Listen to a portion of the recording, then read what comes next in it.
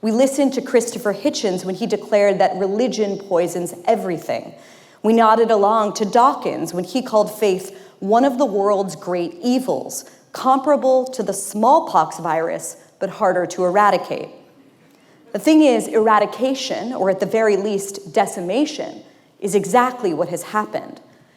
The percentage of Americans who identify as Christian fell from 90% in 1972 to 64% in 2022, while the religiously unaffiliated, the so-called nones, rose from 5% to 30% in the same period, at least according to Pew.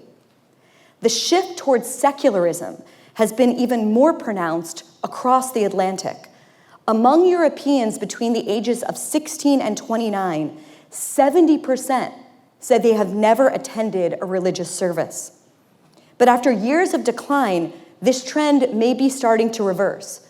Just yesterday, a massive new survey from Pew found that the share of Americans identifying as Christians has, after many, many years of decline, finally started to rise again.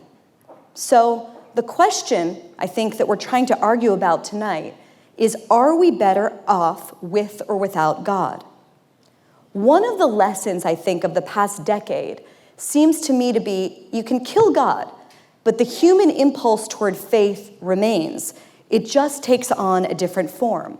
Politics, you could argue, has become a kind of religion, with ideological and political purity replacing moral virtue.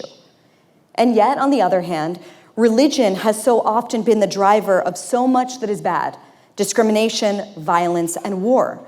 And perhaps more importantly, even if we concede that religion has a social utility to us, does that matter if its doctrines cannot be proven to be true? Can a movement based on a fiction ever last?